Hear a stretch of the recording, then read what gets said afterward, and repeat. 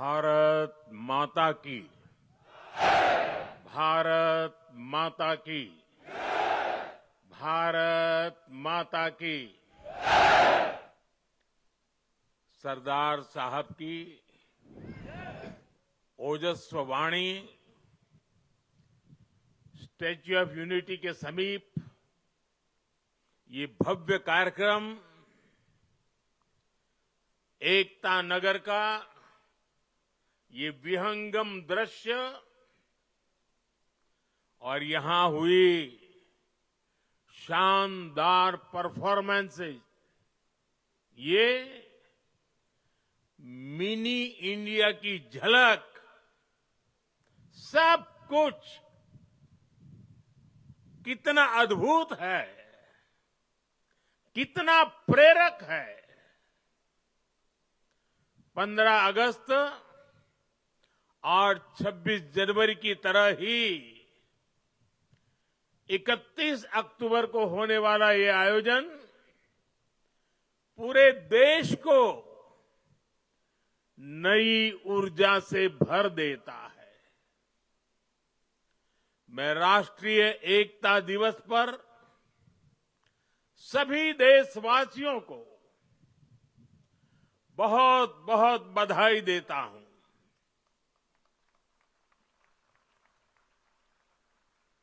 साथियों,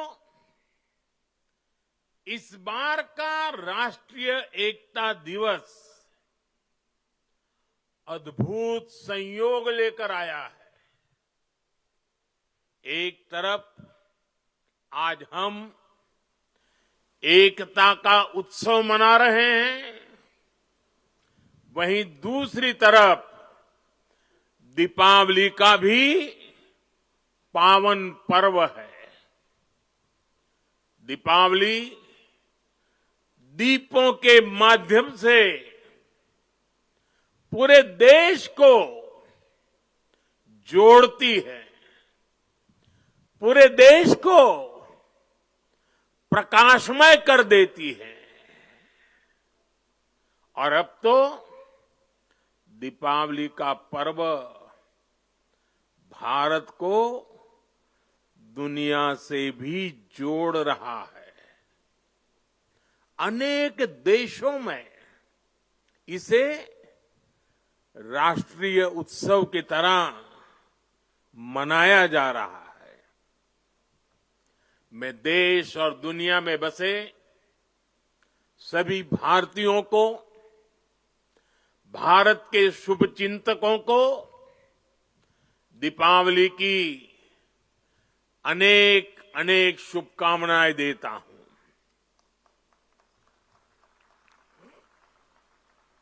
साथियों, इस बार का एकता दिवस एक और वजह से भी विशेष है। आज से सरदार पटेल का 150वां जन्म जयंती वर्ष शुरू हो रहा है।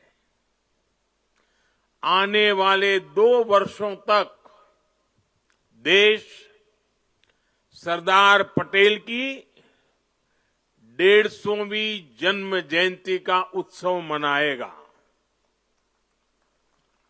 ये भारत के प्रति उनके असाधारण योगदान के प्रति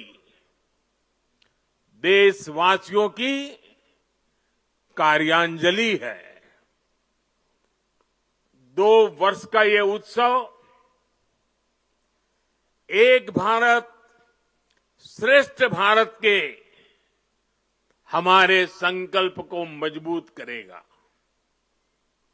ये अवसर हमें सीख देगा कि असंभव से दिखने वाले काम को भी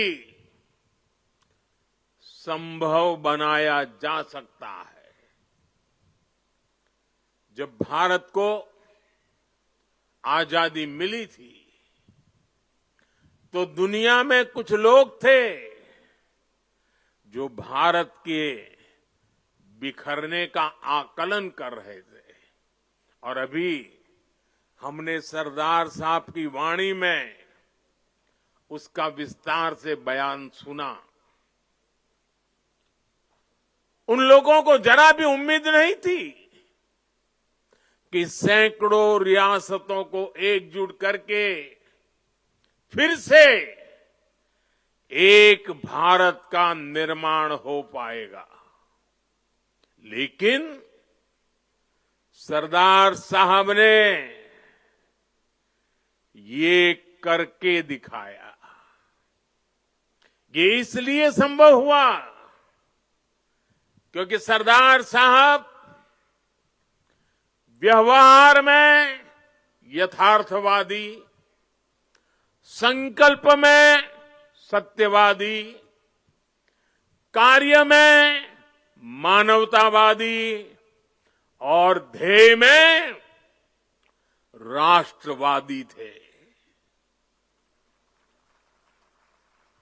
साथियों, आज हमारे पास छत्रपति शिवाजी महाराज की प्रेरणा भी है। उन्होंने आक्रांताओं को खदेड़ने के लिए सबको एक किया। ये महाराष्ट्र का रायगढ़ किला आज भी साक्षात वो गाथा कहता है। छत्रपति शिवाजी महाराज ने रायगढ़ के किले से राष्ट्र के अलग अलग विचारों को एक उद्देश्य के लिए एकजुट किया था।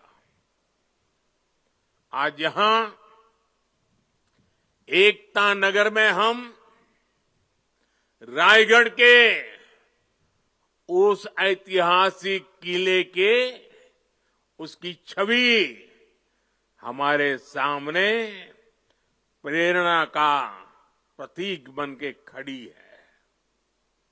रायगढ़ किला सामाजिक न्याय, देशभक्ति और राष्ट्र प्रथम के संस्कारों की पवित्र भूमि रहा है। आज इसी पृष्ठभूमि में हम विकसित भारत के संकल्प की सिद्धि के लिए यहां एकजुट हुए हैं। साथियों, बीते 10 वर्ष तक भारत की एकता और अखंडता के लिए ये कालखंड अभूतपूर्व उपलब्धियों से भरा रहा है। आज सरकार के हर काम, हर मिशन में राष्ट्रीय एकता की प्रतिबद्धता दिखती है। इसका एक बड़ा उदाहरण है हमारा ये एकता नगर। यहां स्टैच्यू ऑफ यूनिटी है और इसके सिर्फ नाम में यूनिटी है ऐसा नहीं है, इसके निर्माण में भी यूनिटी है। इसको बनाने के लिए पूरे देश के कोने कोने से, देश के किसानों के पास से खेत में उपयोग किए औजार का लोहा पूरे देश से यहां लाया गया, क्योंकि सरदार साहब लोह पुरुष थे, किसान पुत्र थे। इसलिए लोहा, और वो भी खेत में उपयोग किए औजार वाला लोहा यहां लाया गया। यहां देश के हर कोने से वहां की मिट्टी लाई गई है। इसका निर्माण स्वयं में एकता की अनुभूति कराता है। यहां पर एकता नर्सरी बनी है, यहां विश्व वन है जहां दुनिया के हर महाद्वीप के पेड़ पौधे हैं। यहां चिल्ड्रन न्यूट्रिशन पार्क है, जहां पूरे देश की हेल्दी फूड हैबिट्स के दर्शन एक ही जगह पर होते हैं। यहां आरोग्य वन है, जहां देश की अलग हिस्सों की आयुर्वेद परंपरा का, पौधों का समावेश है। इतना ही नहीं, यात्रियों के लिए यहां एकता मॉल भी है, जहां देश भर के हैंडीक्राफ्ट्स एक ही छत के नीचे मिलते हैं। और साथियों, ये एकता मॉल सिर्फ यहीं पर है ऐसा नहीं, हम देश के हर राज्य की राजधानी में एकता मॉल के निर्माण को प्रोत्साहन दे रहे हैं। एकता का यही संदेश हर वर्ष होने वाली एकता दौड़ से भी मजबूत होता है। साथियों, एक सच्चे भारतीय होने के नाते हम सभी का कर्तव्य है कि हम देश की एकता के हर प्रयास को सेलिब्रेट करें, उत्सव उमंग से भर दे। ऊर्जा, आत्मविश्वास, हर पल नए संकल्प, नई उम्मीद, नए उमंग, यही तो सेलिब्रेशन है। जब हम भारत की भाषाओं पर बल देते हैं, उससे भी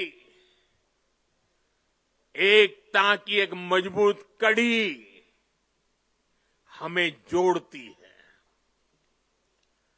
नई राष्ट्रीय शिक्षा नीति में हमने भारतीय भाषाओं में पढ़ाई पर विशेष बल दिया है। और आप सबको पता है, और देश ने गौरव भी अनुभव किया, दुनिया भर में उसे उत्सव के रूप में बनाया गया। वो कौन सा निर्णय था? हाल में ही सरकार ने मराठी भाषा, बांग्ला भाषा, असमिया भाषा, पाली भाषा और प्राकृत भाषा, इन भाषाओं को शास्त्रीय भाषाओं का दर्जा दिया है। सरकार के इस फैसले का सभी ने दिल से स्वागत किया है। और हम हमारी भाषा को मातृभाषा कहते हैं। और जब मातृभाषा का सम्मान होता है ना, तो हमारी अपनी माता का भी सम्मान होता है, हमारी धरती माता का सम्मान होता है, और हमारी भारत माता का सम्मान होता है। भाषा की तरह ही आज देश भर में चल रहे कनेक्टिविटी के काम, जोड़ने के काम भी देश की एकता को मजबूत कर रहे हैं। रेल हो, रोड हो, हाईवे हो और इंटरनेट जैसे आधुनिक इंफ्रास्ट्रक्चर ने गांव को शहरों से जोड़ा है। जब कश्मीर और नॉर्थ ईस्ट की राजधानियां रेल से जुड़ती हैं, जब लक्षद्वीप और अंडमान निकोबार द्वीप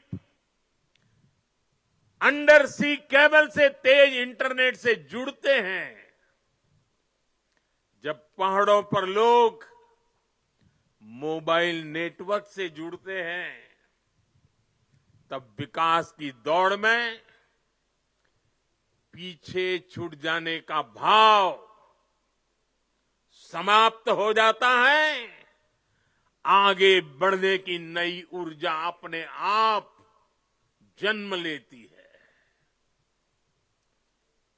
देश की एकता का भाव सशक्त होता है। साथियों, पहले की सरकारों की नीतियों में और नीयत में भेदभाव का भाव भी देश की एकता को कमजोर करता रहा है। बीते 10 वर्षों में देश में सुशासन के नए मॉडल ने भेदभाव की हर गुंजाइश समाप्त की है। हमने सबका साथ, सबके विकास का रास्ता चुना है।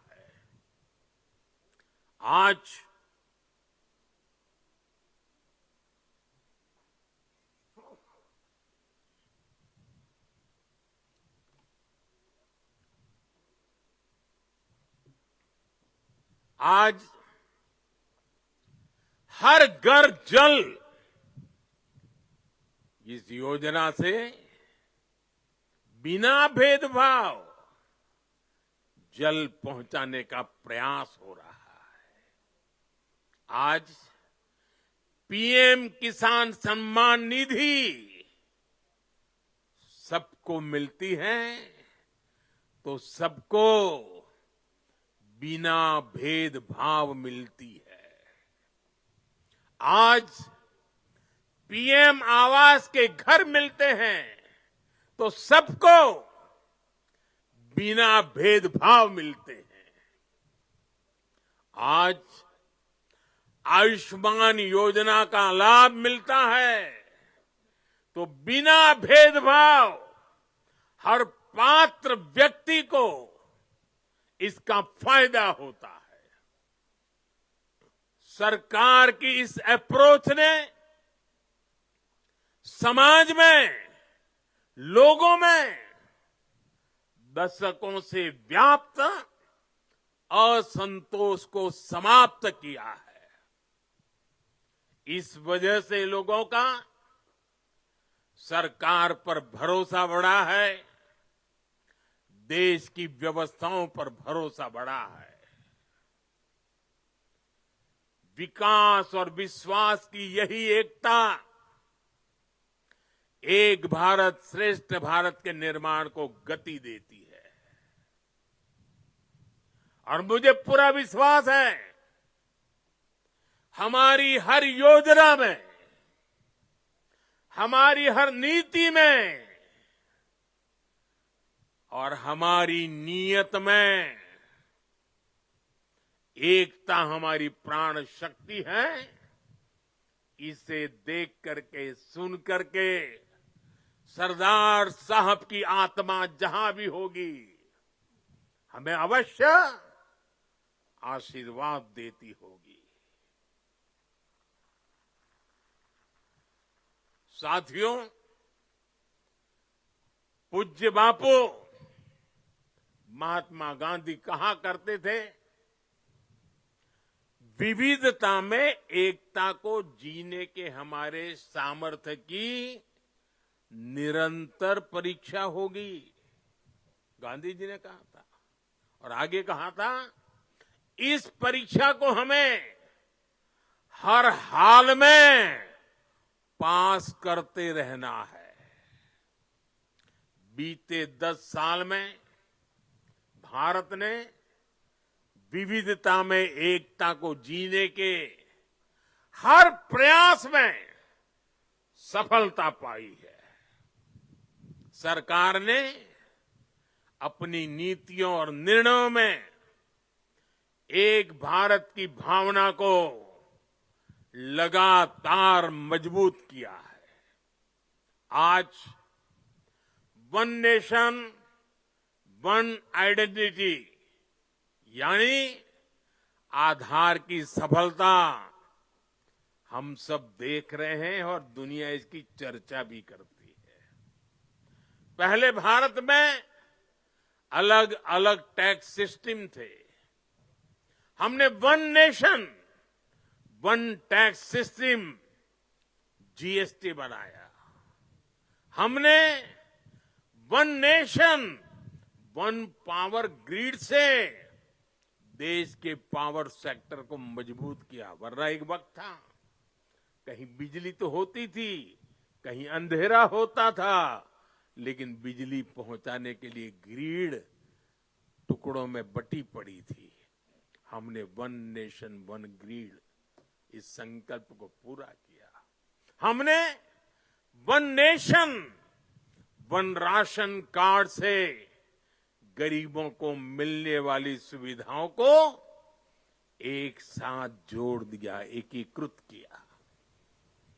हमने आयुष्मान भारत के रूप में one nation one health insurance की सुविधा देश के जन जन को दी है। साथियों, एकता के हमारे इन प्रयासों के तहत ही अब हम वन नेशन वन इलेक्शन पर काम कर रहे हैं, जो भारत के लोकतंत्र को मजबूती देगा, जो भारत के संसाधनों का ऑप्टिमम आउटकम देगा और देश विकसित भारत के सपने को पार करने में और नई गति प्राप्त करेगा, समृद्धि प्राप्त करेगा। भारत आज one nation one civil code यानी सेकुलर सिविल कोड की तरफ भी बढ़ रहा है। और मैंने लाल किले से इस बात का जिक्र किया था। इसके भी मूल में सामाजिक एकता, सरदार साहब की बात ही हमारी प्रेरणा है। इससे अलग अलग सामाजिक वर्गों में भेदभाव की जो शिकायत रहती है उसे दूर करने में मदद मिलेगी। देश की एकता और मजबूत होगी, देश और आगे बढ़ेगा, देश एकता से संकल्पों को सिद्ध करेगा। साथियों, आज पूरे देश को खुशी है कि आजादी के 7 दशक बाद देश में एक देश एक संविधान का संकल्प भी पूरा हुआ है। सरदार साहब की आत्मा को मेरी ये सबसे बड़ी श्रद्धांजलि है। देशवासियों को पता नहीं है 70 साल तक बाबा साहब आंबेडकर का संविधान पूरे देश में लागू नहीं हुआ था। संविधान की माला जपने वालों ने संविधान का ऐसा घोर अपमान किया था। कारण क्या था? जम्मू कश्मीर में आर्टिकल 370 की दीवार, आर्टिकल 370 जो देश में दीवार बन के खड़ी थी, संविधान को यहां रोक देती थी, वहां के लोगों के अधिकारों से उनको वंचित रखती थी। वो धारा 370 को हमेशा हमेशा के लिए जमीन में गाड़ दिया गया है। पहली बार वहां इस विधानसभा चुनाव में बिना भेदभाव को वोट डाले गए। पहली बार जम्मू कश्मीर में मुख्यमंत्री ने आजादी के 75 साल के बाद पहली बार भारत के संविधान की शपथ ली है।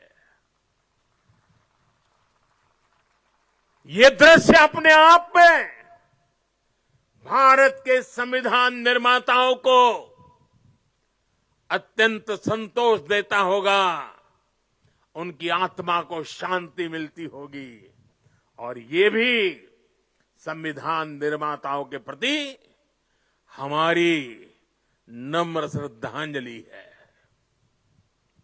मैं इसे भारत की एकता के लिए एक बहुत बड़ा और बहुत ही मजबूत पड़ाव मानता हूं।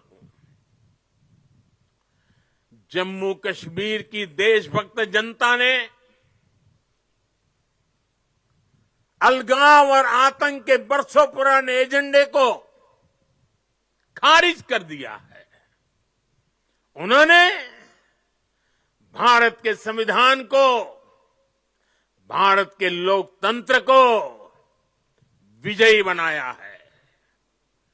अपने अपने वोट से 70 साल से चल रहे अपप्रचार को ध्वस्त कर दिया है। मैं आज राष्ट्रीय एकता दिवस पर जम्मू कश्मीर के देशभक्त लोगों को, भारत के संविधान पर सम्मान करने वाले लोगों को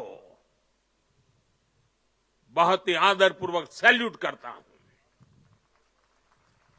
साथियों, बीते 10 साल में भारत ने ऐसे अनेक मुद्दों का समाधान किया है जो राष्ट्रीय एकता के लिए खतरा थे।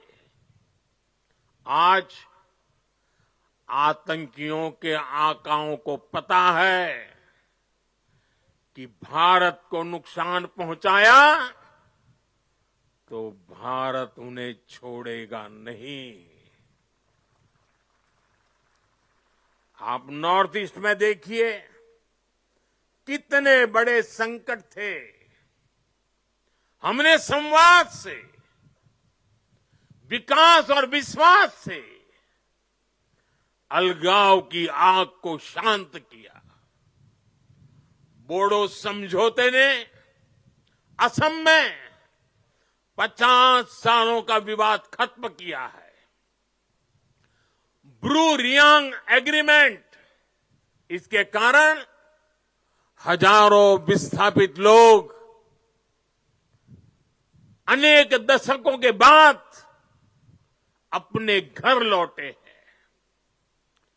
National liberation front of Tripura से हुए समझौते ने लंबे समय से चल रही अशांति खत्म की है। असम और मेघालय के बीच के सीमा विवाद को काफी हद तक हम सुलझा चुके हैं। साथियों, जब 21वीं सदी का इतिहास लिखा जाएगा तो उसमें एक स्वर्णिम अध्याय होगा कि कैसे भारत ने दूसरे और तीसरे दशक में नक्सलवाद जैसी भयानक बीमारी को जड़ से उखाड़ दिखाया, उखाड़ करके फेंका। आप याद करिए वो समय जब नेपाल के पशुपति से भारत के तिरुपति तक रेल कॉरिडोर बन चुका था। जिस जनजातीय समाज ने भगवान बिरसा मुंडा जैसे देशभक्त दिए,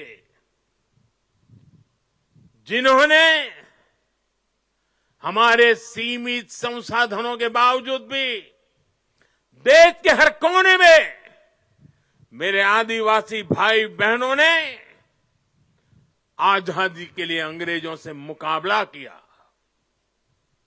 ऐसे जनजातीय समाज में सोची समझी साजिश के तहत नक्सलवाद के बीज बो गए, नक्सलवाद की आग भड़काई गई।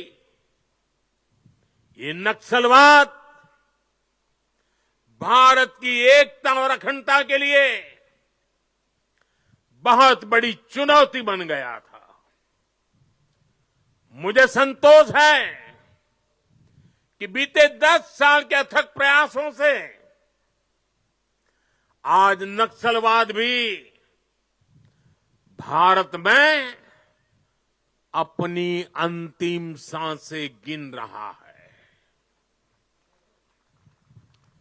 आज मेरा आदिवासी समाज उसे भी दशकों से जो प्रतीक्षा थी, वो विकास उसके घर तक पहुंच रहा है और इससे बेहतर भविष्य का विश्वास भी पैदा हुआ है।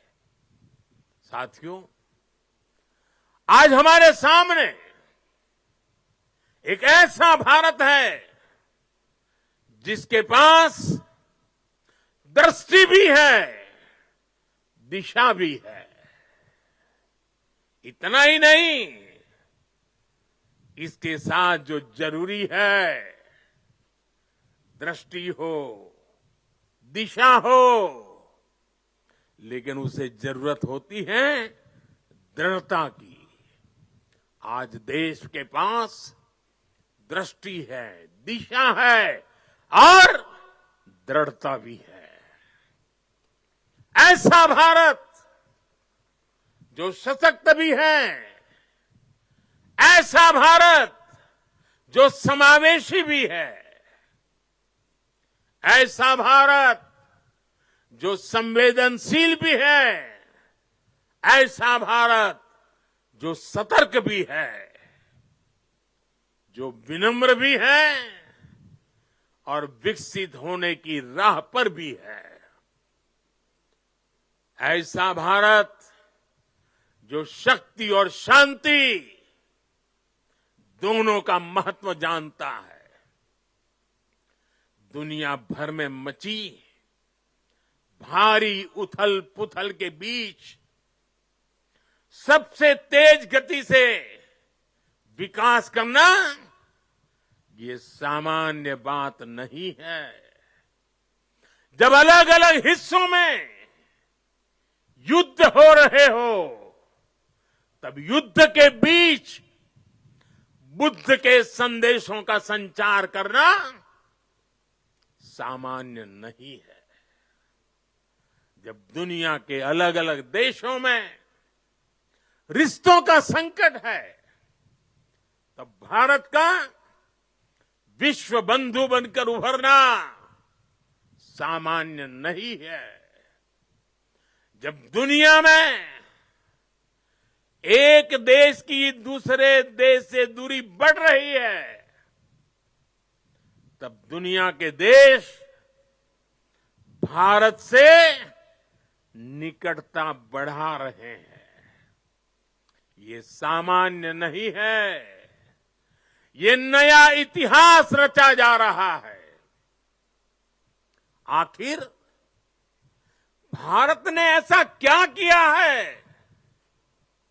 साथियों, आज दुनिया देख रही है कि भारत कैसे अपने संकटों का दृढ़ता के साथ समाधान कर रहा है। आज दुनिया देख रही है कि भारत कैसे एकजुट होकर दशकों पुरानी चुनौतियों को समाप्त कर रहा है। और इसलिए हमें इस महत्वपूर्ण समय पर अपनी एकता को सहेजना है, उसे संभालना है। हमने एकता की जो शपथ ली है, उसे बार बार याद करना है, उस शपथ को जीना है। जरूरत पड़े तो उस शपथ के लिए जूझना है। हर पल इस शपथ की भाव को अपने जोम से भरते रहना है। साथियों, भारत के बढ़ते सामर्थ्य से, भारत में बढ़ते एकता के भाव से कुछ ताकतें, कुछ विकृत विचार, कुछ विकृत मानसिकता है, कुछ ऐसी ताकतें बहुत परेशान है। भारत के भीतर और भारत के बाहर भी ऐसे लोग भारत में अस्थिरता, भारत में अराजकता फैलाने की कोशिश कर रहे हैं। वो भारत के आर्थिक हितों को चोट पहुंचाने में जुटी हैं। वो ताकतें चाहती कि दुनिया भर के निवेशकों में गलत संदेश जाए, भारत की नेगेटिव छवि उभरे। ये लोग भारत की सेनाओं तक को टारगेट करने में लगे हैं। मिस इन्फॉर्मेशन कैंपेन चलाए जा रहे हैं। सेनाओं में अलगाव पैदा करना चाहते हैं। ये लोग भारत में जात पात के नाम पर विभाजन करने में जुटे हैं। इनके हर प्रयास का एक ही मकसद है, भारत का समाज कमजोर हो, भारत की एकता कमजोर हो। ये लोग कभी नहीं चाहते कि भारत विकसित हो, क्योंकि कमजोर भारत की राजनीति, गरीब भारत की राजनीति ऐसे लोगों को सूट करती है। 5-5 दशक तक इसी गंदी घिनौनी राजनीति देश को दुर्बल करते हुए चलाई गई है। इसलिए ये लोग संविधान और लोकतंत्र का नाम लेते हुए भारत के जन जन के बीच में भारत को तोड़ने का काम कर रहे हैं। अर्बन नक्सलियों के इस गठजोड़ को, इनके गठजोड़ को हमें पहचानना ही होगा। और मेरे देशवासियों, जंगलों में पनपा नक्सलवाद, बम बंदूक से आदिवासी नौजवानों को गुमराह करने वाला नक्सलवाद जैसे जैसे समाप्त होता गया, अर्बन नक्सल का नया मॉडल उभरता गया।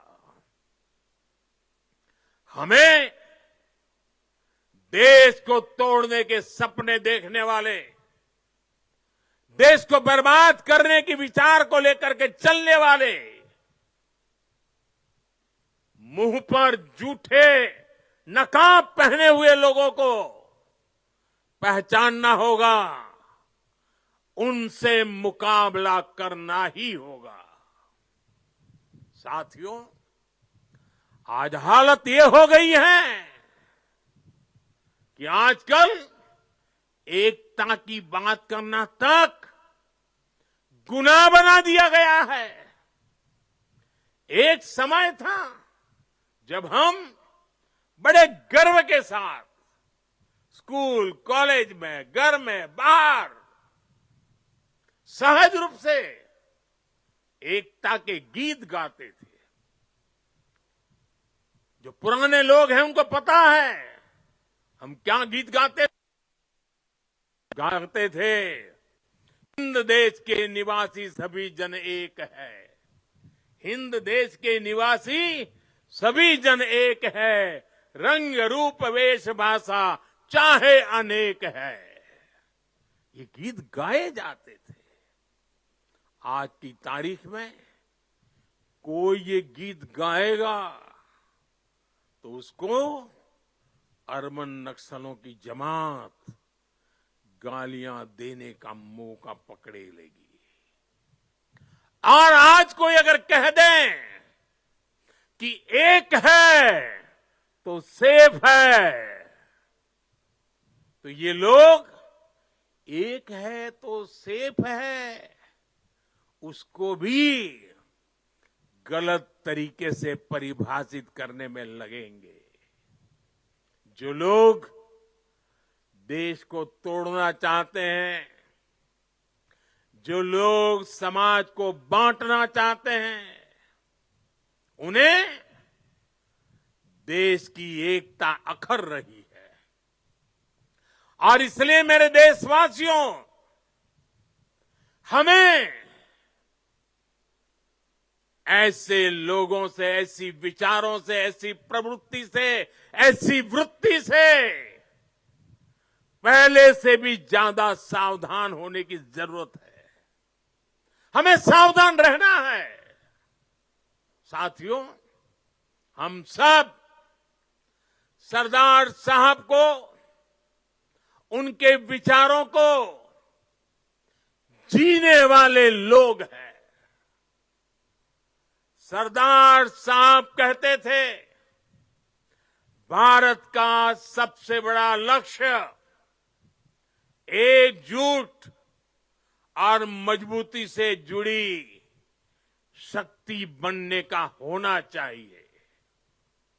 हमें याद रखना है, हिंदुस्तान विविधता वाला देश है।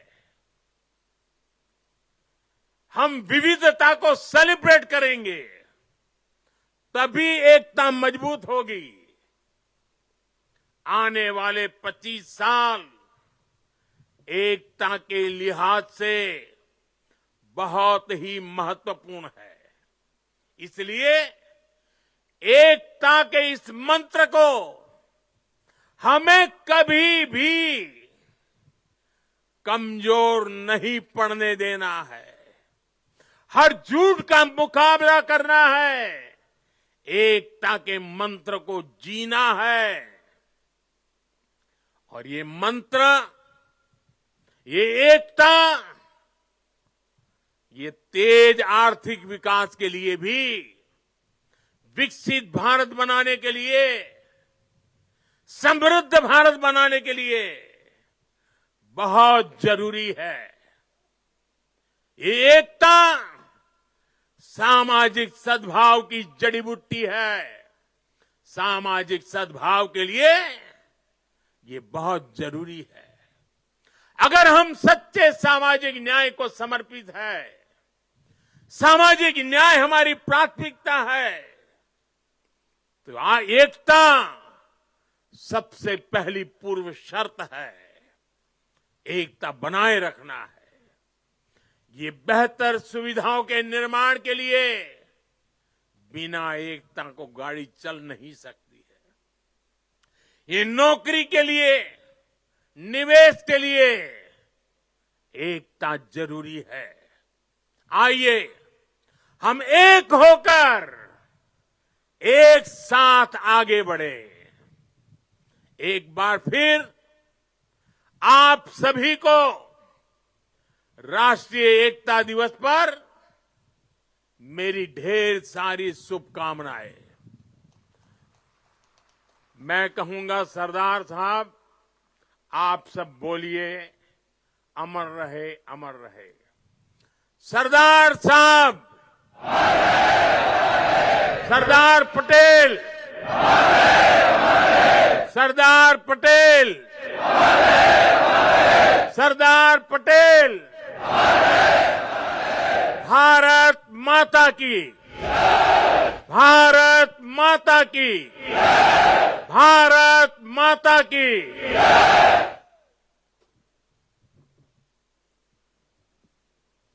बहुत बहुत